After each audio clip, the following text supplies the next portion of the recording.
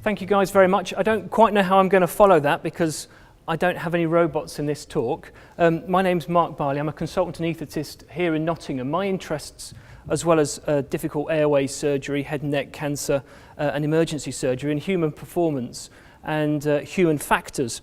I've just adjusted the talk a little bit to try and bring us a little bit closer to time so you can get away and spruce yourselves up for this evening's meal, which I understand kicks off a little bit later on. What I want to talk about, though, are some of the things that are going to make surgery even safer for our patients. Now, we've heard a lot about innovation and other wonderful new techniques, but really, fundamentally, optimal performance in the operating room comes down to us as individuals and how we work as individuals and as part of the complex teams of healthcare. We're not very safe, though. If we look at high reliability organisations, for example, scheduled airlines, railways and nuclear power, the chance of having a fatal outcome is, on a plane, 1 in a million to 1 in 10 million departures, which is pretty good actually. And that's an industry that's moved from a time where people were dying when they were trying to fly across the Channel to being able to fly across the Atlantic, through to being able to fly us anywhere in the world without any of us even worrying about it. And I expect that none of you remember the name of the captain of the plane who flew you safely on your last holiday, because we just don't know who these people are. They do their job effectively, efficiently, without advertising their skills, shouting, putting their hands up or telling us how marvellous they are, like the pioneers did all those years ago. Other things, we see a lot of patients coming in with motoring accidents, and motorbikes seem to be the bane of my life as a trauma and pains anaesthetist. Sport parachuting, rock climbing, bungee jumping, these are really dangerous things to do now. We're getting into the sort of 1 in 100, 1 in 10,000 risk of mortality. But hospital admissions are really, really dangerous as well. We're getting into an injury rate of hospital admission of 1 in 100, 10%. 10%. 1 in every 10 patients is going to be iatrogenically injured by something that we do. And in 5% of those cases, that's completely avoidable. If we look at surgical mortality as a whole, it's about 1 in 1,000. Oddly, anaesthetic mortality is about 1 in 100,000. So I'm not quite sure how people have managed to differentiate the anaesthetic bit from the surgical bit, because to me they're very much intertwined. But we are all here together working in a very high-risk organisation. One of the most pivotal parts where things go wrong is communication. And I've got a few bits of video. I want to show you this about how difficult communication can be. I only child I couldn't see the view anymore. Was he mumbo? Right. What did he say?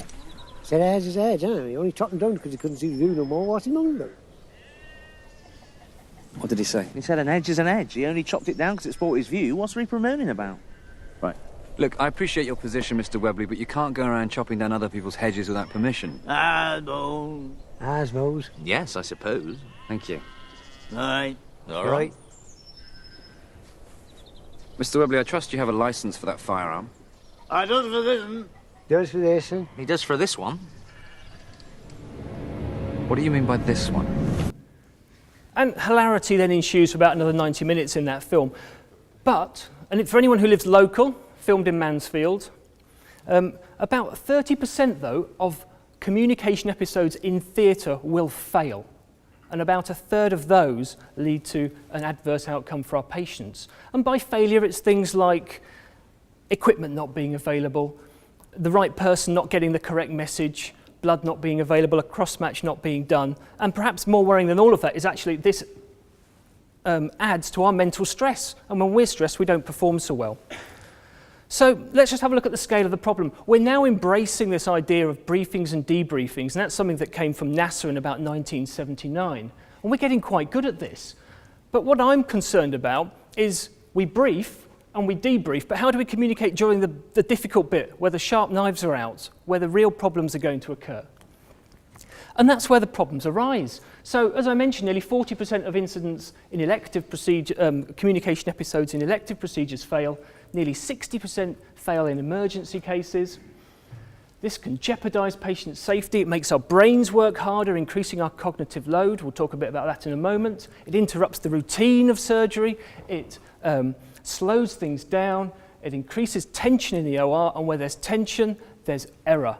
And we'll talk about that again in a moment as well. And up to 72% of American malpractice cases have communication as a root cause, and that's substantiated by stuff in the UK from the MPS and the MDU, and even locally from our own trust, that communication error is a constant problem. So we're going to talk a little bit about crisis communication, about how when we talk in an emergency, in a critical situation, it's different from chatting down the pub. I'm going to talk to you about authority gradients, and then just bring you up to speed with a graded assertiveness tool which you and your trainees can use to try and bring, to level the hierarchy and reduce the authority gradient in theatre. So how do we talk? Well, we have a huge and wonderful rich vocabulary which we use to build relationships and advance our social status. And this is where we use jokes, ambiguity, metaphor, simile, all sorts of different things, and emotional language to try and convey what we want to do. It's very ambiguous though, and we lack any precision with these sorts of words. And when we come to medical school, we learn this wonderful new language, a professional language. This is the stuff patients don't understand. This is words like dysdiadochokinesis, which probably no one understands anyway. This is specialised and highly particular to the sphere of work that we do.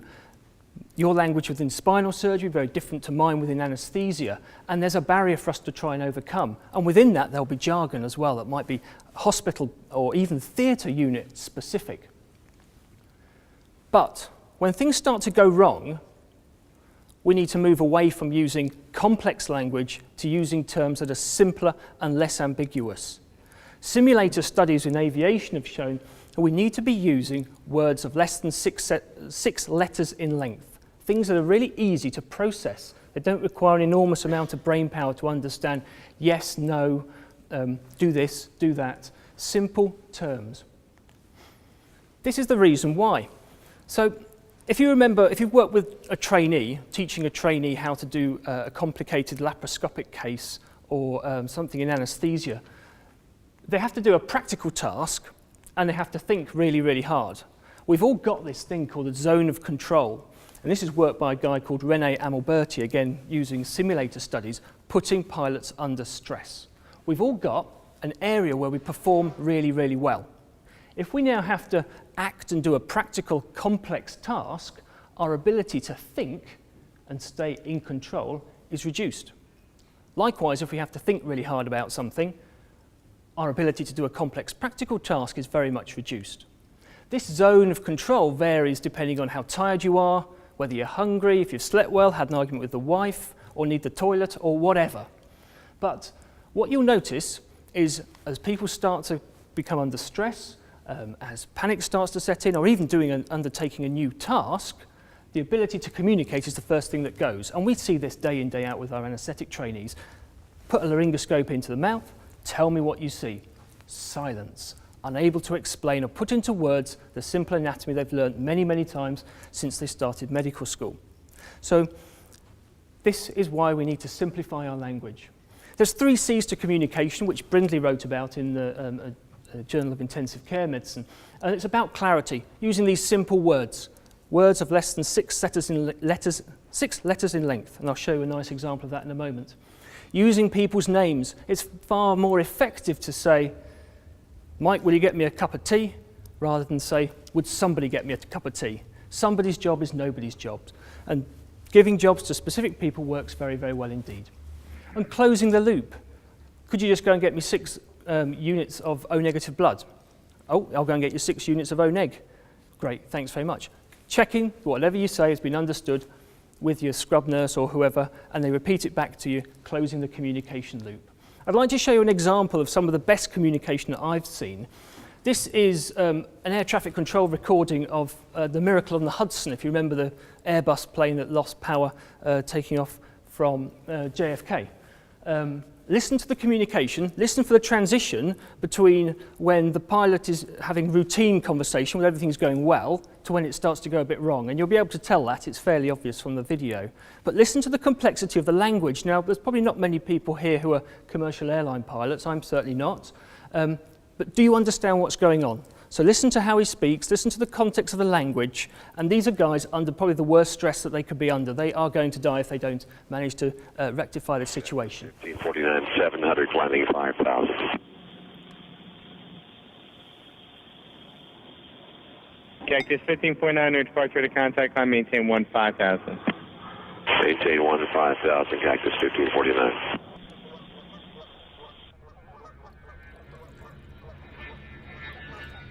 Cactus 15.9, turn left lane 270. This is Cactus 1539. Hit birds, so you're lost thrust on both engines, returning back towards LaGuardia. Okay, you need to return to LaGuardia. Turn left heading up 220. 220. Tower, stop your departures. Got emergency returning. So is it 1529? He bird strike. He lost all engine. He lost the thrust in the engines. He's returning immediately. Cactus 1529. Which engines? He lost thrust in both engines. He said. Got it. Cactus 1529. If we can get it to you, do you want to try to land runway 13? We're unable. We may end up in the Hudson. All right, Cactus 15.9. It's going to be left traffic to runway 31. Unable. Okay, what do you need to land? Do you want to try to go to Teterboro? Yes. Teterboro, Empire. Actually, LaGuardia departure guy, emergency inbound. Hey, guys. Cactus 1529 over the George Washington Bridge. Wants to go to the airport right now. Wants to go to our airport. Check. Does he need assistance? Yes, it was a bird strike. Can I get him in for runway 1? Runway 1, that's good. Cactus 1529, turn right 280. You can land runway 1 at Teterboro. We can't do it. Okay, which runway would you like at Teterboro? We're going to be in the Hudson. I'm sorry, say again, Cactus? Cactus 1549, radar contact is lost. You also got Newark Airport up at 2 o'clock in about 7 miles. Eagle 5, 4718, turn left thing 210. 210, 4718. I think he said he was going in the Hudson. Cactus 1529, Houston. So the language is very, very clear and unambiguous. The pilot, you can understand everything he's saying without having for us to work or try and interpret what he's saying. The commands are very, very clear. The guy working very hard is the air traffic controller, who's also trying to direct some other planes at the same time as this one. So clear, simple language. One of the things that we've got in medicine is this very steep hierarchy between us, consultants, registrars, SHOs, house officers, medical students, which has now been made even worse by this numerical ranking system of ST1 through to ST7 or 8, and then consultant at the top. So your badge really says, oh, you're better than this person because your number's higher. And the same with nursing with Agenda for Change. Aviation have looked at this, and we try to do this within anaesthesia to try and reduce that authority gradient, not to just assume that somebody, because they've got the highest number on the badge, is necessarily the best person for that particular job. It can be very difficult for team members to ask up or to raise concerns up an authority gradient.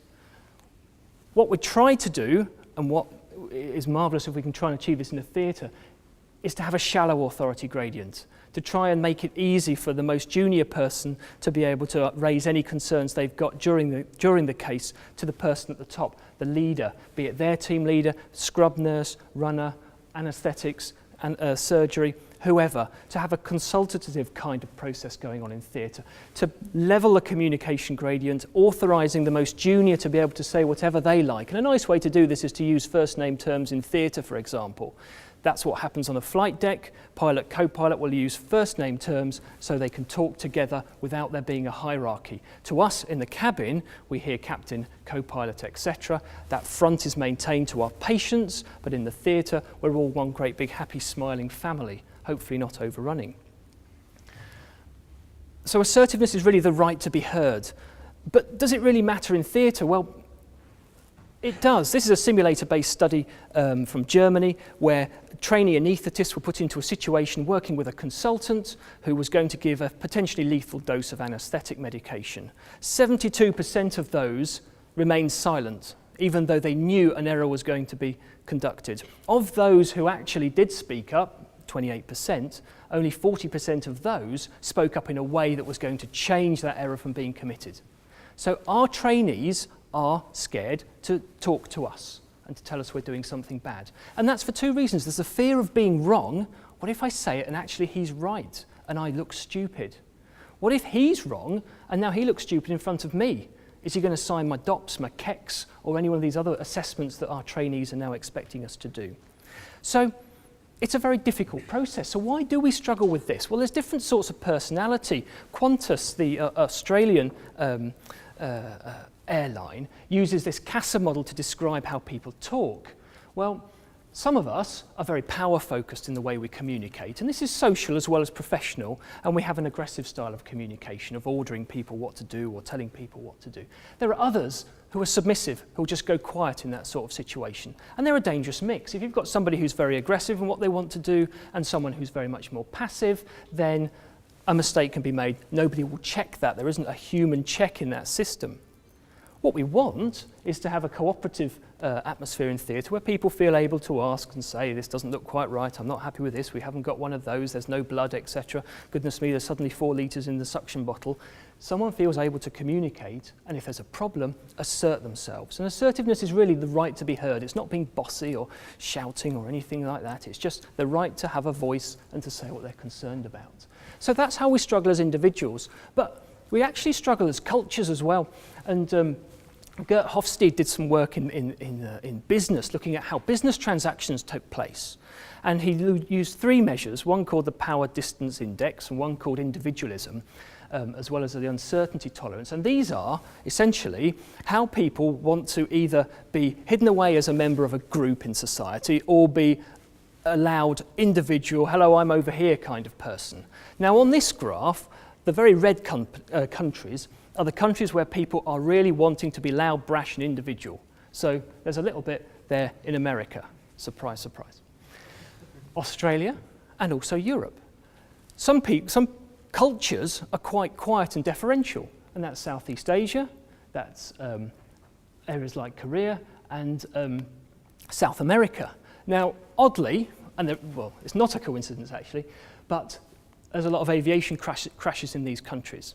If you want some further reading, if you read Malcolm Gladwell's book, Outliers, there's a fantastic chapter in there on how language and culture are tied up with error. And South Korean Airlines went through a phase where they had multiple hull losses, multiple crashes, because the co-pilot did not dare speak to the pilot and tell him he was doing something very, very daft. Their language has got 7 or 8 layers of hierarchy built into it. So just like in French, if you say to someone you know, you've got one form of communication, to someone you haven't met before, you use another form of language, there are multiple layers in Korean. They improved safety almost overnight by banning that language in the cockpit. Everyone spoke English.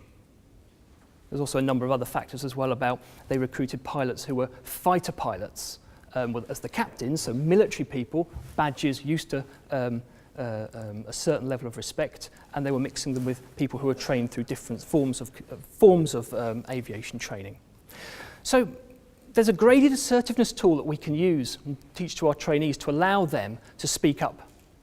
And it's a tool that we can use that if they raise a problem, they don't feel daft if they're wrong, and we don't look daft if we actually are causing a problem. If I am injecting a lethal dose of drug in the anaesthetic room or persisting with a failed intubation so long that the SATs are now 30%. And the principle of this is that the language that we use gets more and more forceful the more serious the situation gets. So we start off with a general observation and then we get to emergency language at the end. And it looks a little bit something like this. And I've chosen this, there's a number of these different models. This one doesn't come from aviation, this comes from healthcare. OSCE, the acronym, is something that resonates with many medical students and is easy for them to remember. So it starts with an observation. And in anaesthetics, that could be something as simple as the SATs are now 30%. You need to do something. So it's an observation of a physical parameter, something unarguable. Oh, there's 2.5 litres in the suction bottle. Then a suggestion. There seems to be a lot of blood loss. Would you like me to go and phone blood bank? Would you like me to get some help? Would you like me to get the anaesthetic consultant to come and help, or a consultant surgeon to come and help you with the bleeding? If that doesn't work, then we move up to a challenge. And a challenge is, you seem to be struggling, I'm going to get you some help. Or this current plan of action isn't working, you need to try something else. So the language is getting more forceful at this point. And then finally we get into an emergency situation. Now, in aviation, the interesting thing is that the co-pilot is fully able to take the controls off the pilot if he's doing something very daft. Usually in healthcare, we can't do that. Our trainees aren't able to take over and finish off the procedure that we're doing. But this can involve getting extra help in, thorough documentation, or refusing to participate in the course of action that's going to lead to a poor outcome. Those are a few sort of hints and tips and thoughts about communication. I don't want to eat too much further into tonight's festivities, so I want to just leave you with one more communication-related snippet. Das hier ist mein Sektor. Das hier ist das wichtigste Gerät des Küstenwächters. Das Gerät und das Gerät. Überlebensradar.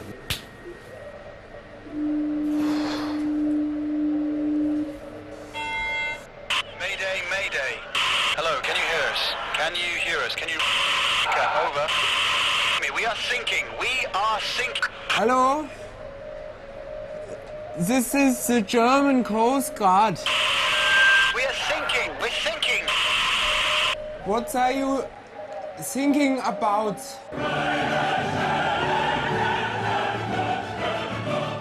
So just to summarise, communication failures are common and jeopardise patient safety, efficiency in our personal relationships in theatre. The theatre environment we work in hinders our communication at every possible corner. We wear masks, we work in laminar flow, we have noise left, right and centre. If it's not my pulse oximeter, then it's one of my other alarms going off and irritating people. We have an opportunity to create a positive communication culture, and we can do that simply. First name terms, actively giving praise to people, allocating tasks by name, using simple, unambiguous language, particularly when the pressure is on. And we mustn't underestimate the importance of the hierarchy in theatre. That's something that our colleagues take really, really serious, and it's for us to try and break it down. Delighted to take any questions, or if you want to catch up with me in the next few minutes. But have a good evening. Thank you very much.